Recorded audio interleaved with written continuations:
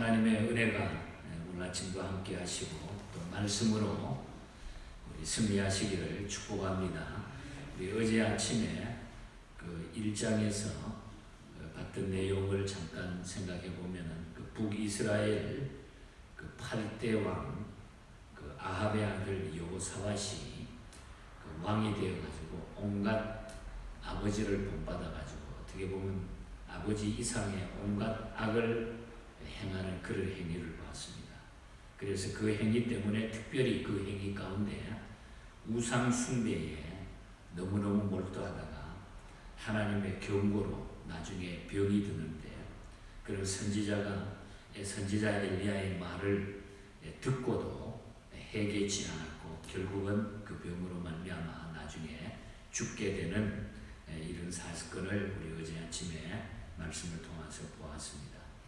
오늘 2장에 와서는 이제 이 남북 왕국 시대 때에 정말 이스라엘의 역사 전개에 결정적인 영향을 끼쳤던 그 엘리야와 그 엘리사에 대한 내용을 바로 말씀을 하고 있는 것을 아주 중요한 메시지로 우리가 받을 수가 있습니다. 이제 엘리야가 사역을 끝내고 마지막에 승천하는 것, 그리고 그 후계자가 되는 엘리사가 그 뒤를 이어지는 거기에 대한 기록이 오늘 본장 전체의 마지막 부분까지 나타나 있습니다. 이 엘리야의 승천은 장차 그리스도의 재림시 성도들이 휴거할 것을 예시해주는 그런 메시지가 아닌가, 이렇게 우리는 이 말씀을 통해서 깊이 깨달을 수가 있습니다. 또한 갑절의 영감이 엘리사에게 임한 것은 하나님의 말씀이 계속해서 증거되기 위함이다 하는 이런 메시지를 우리에게 던져주고 있습니다. 그래서 오늘 아침에는 이 엘리야의 승천 사실과 또 하나님께서 이 말씀을 통해서 우리에게 주시는 교훈이 어떤 것인가, 이 사실들을 잠시 우리가 생각하고 하나님 앞에 기도하는 중에 주시는 하나님의 능력이 여러분에게도 함께 하시기를 간절히 바랍니다. 엘리야의 승천과 관계된 일련의 사건들을 자세하게 대부분이 기록하고 있습니다. 하나님께서는 우상 숭배와 제약이 만연한 시대 가운데서 오직 여호와 신앙을 지키기 위해서 전심전력하던 엘리야 선지자를 이제 마지막에 승천하도록, 죽지 않고 죽음을 보지 않고 승천하도록 하셨습니다. 이렇듯 엘리야 선지자의 영광스러운 최후는 앞장에서 언급된 아하시아 왕의 비참한 죽음과 극명한 대조를 이루고 있다고 하는 것 또한 우리가 볼 수가 있습니다. 아하시아는 지상의 군주로서 세속적인 영화와 부귀를 향유했지만 육신의 죽음과 더불어 모든 것을 다 잃어버렸습니다. 그러나 엘리야는 하나님의 종으로 온갖 고난과 핍박을 다 겪었으나 육신의 죽음을 맛보지 않고 승천하는 영광을 누리게 됐다는 것입니다. 이 엘리야의 승천은 부활하신 예수님의 승천에 대한 모형이 될 뿐만 아니라 장차 구속함을 입은 모든 성도들이 누리게 될 부활과 승천에 대한 예표라고 우리는 분명히 알 수가 있습니다. 이 말씀과 우리가 데살로니가 4장 13절 이하를 쭉 비교해서 읽으면 우리 성도들이 이와 같은 영광을 누리게 되는구나. 부활과 승천에 대한, 이 부활에 대한 엄청난 소망을 우리가 다시 한번 확인할 수 있는 이런 말씀이 된다는 것이죠. 또한 엘리야가 승천할 시에 엘리야의 영감의 성령의 갑절을 구한 이 후계자 엘리사가 바로 엘리야의 뒤를 이어서 사도직을 계승하는 것을 우리가 보게 됩니다. 오늘 본문을 통해서 몇 가지 이 교훈의 메시지를 한번 보겠습니다. 말씀드린 대로 엘리야와 이 엘리사는 이스라엘 역사 전개에 결정적인 영향을 끼쳤다고 하는 사실 또한 잊지 말아야 됩니다. 그래서 두 선지자는 대단히 이스라엘 역사에 중요한 그런 인물이 되었다고 하는 것이죠. 먼저 우리는 인간의 삶을 마치는 때와 방법이 하나님께 있음을 보게 됩니다.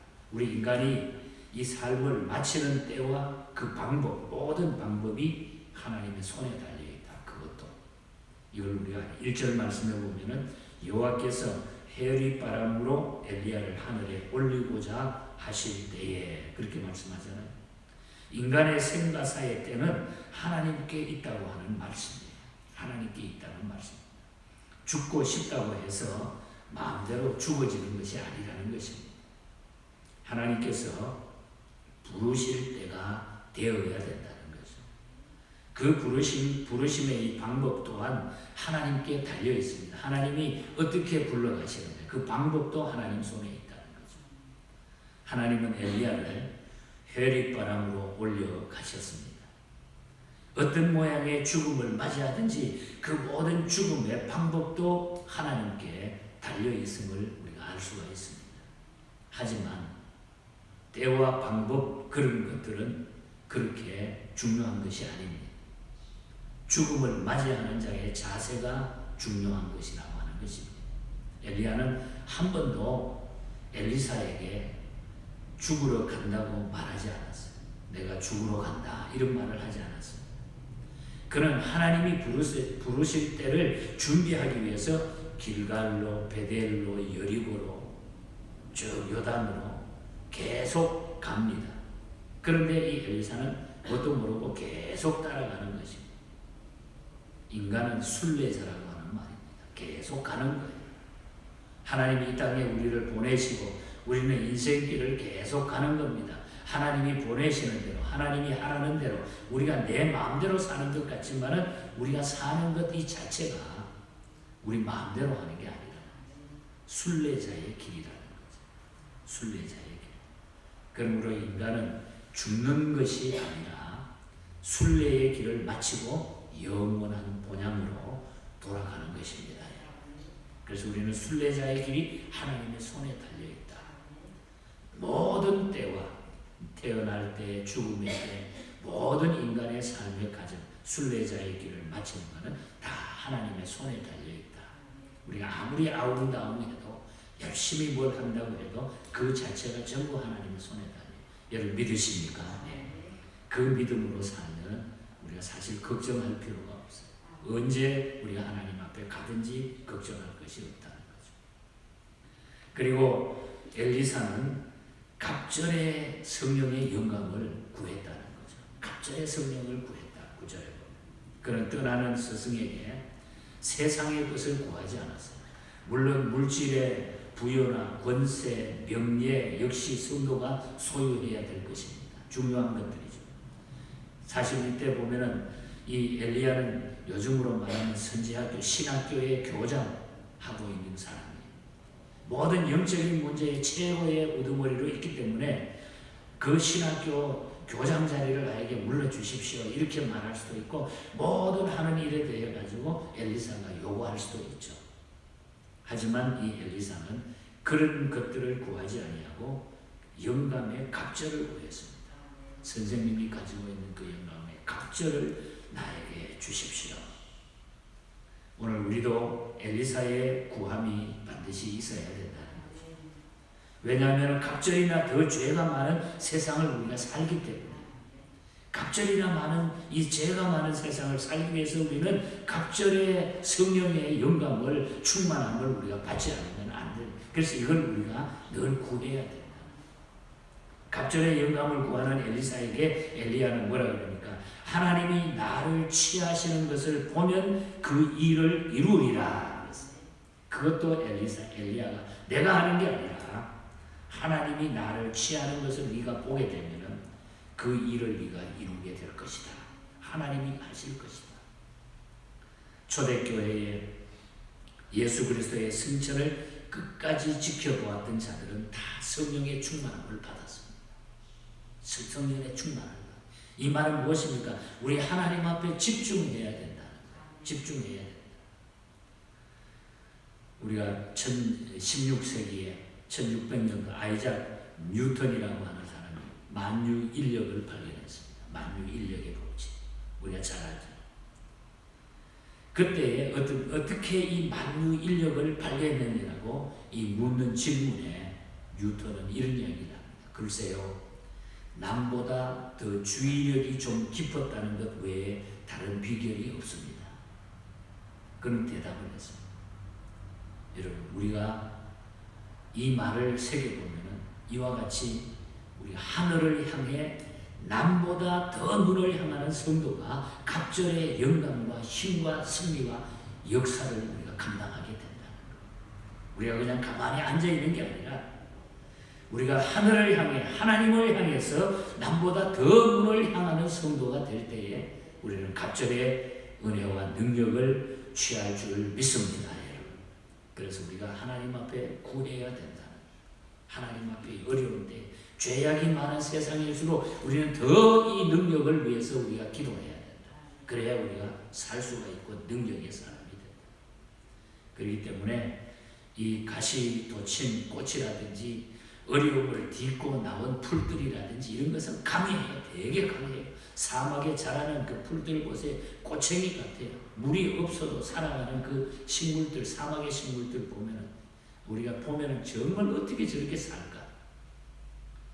우리가 하나님 앞에 능력을 힘입고 살아가는 이 시대의 사람들은 죄악 속에서도 강한 믿음으로 승리하게 될 줄 믿습니다.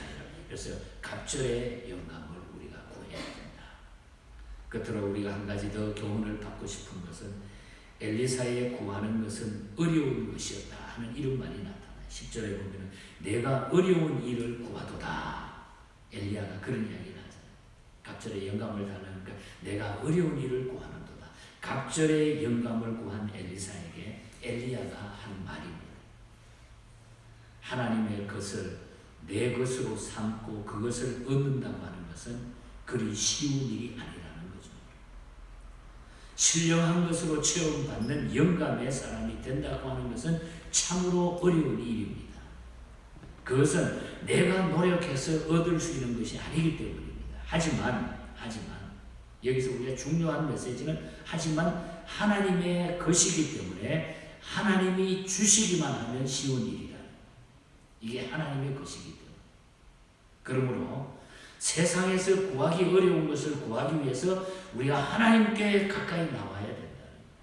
하나님과 내 관계가 바로 맺어져야 된다. 하나님과 나와 함께 우리가 관계가 잘 맺어져야 돼. 하나님께 나와 구해야 된다는 거. 기도는 남한테 다 부탁해놓고 자기는 기도가 자리에 안 나오고. 아무리 그런 우리가 자세를 가지고 살아가봐야 아무 나하고는 상관이 없는 일이에요. 우리 하나님과 나와의 관계가 너무너무 중요한 거예요. 가장 근본적인 거. 하나님과 관계 개선을 하셔야 돼요. 하나님하고 그 관계를 잘 맺으셔야 돼요. 갑절의 영감으로. 그래서 이 엘리사는 결국 이 능력을 받아가지고 그 다음에 그 겉옷을 가지고 그 다음에 사실 엘리야 때보다 엘리사 그 후에 나타나는 기적이 더 많아요. 성경에. 훨씬 더 많은 기적을 합니다. 오늘 19절 이하에 읽지 않았습니다만 19절 이하에 바로 그냥 나타나는데 기적이 나타나는데 물이 나빠가지고 물을 먹을 수가 없잖아요. 그때 소금을 넣어가지고 딱 집어넣었더니 물의 근원이 다 고쳐지는 이런 사건이 19절 이하에 엘리사를 통해서 기적이 나타나요. 그 다음에 23절 이하에 보면은 대머리라고 조롱하는 아이들이 42명이 곰들이 나와가지고 찢어 죽이는 이 사건이 나타납니다. 이것은 금송아지를 숭배하는 자들이 여호와 종을 모독한 것에 대한 언약적인 저주를 보여주는 하나님의 메시지. 이런 사건들이 엘리사를 통해서 엄청난 사건들이 일어나기 시작을 합니다. 여러분, 우리가 하나님의 능력만 내가 힘있게 된다고 하면, 하나님이 주시는 그 능력을 내가 받게 된다고 하면, 우리가 기도한다고 하면은 하나님께서 내 대신 다 해주시기 때문에 걱정할 일이 없는 줄 믿습니다. 그래서 그래야 우리가 마음이 편해져요. 내가 부담이 안 가진다는 얘기. 하나님께 맡겨버리면 내가 부담이 안 가지고 하나님이 하시는 일이기 때문에 그래서 어려울 때도 우리는 담대해질 수가 있고 승리할 수 있습니다.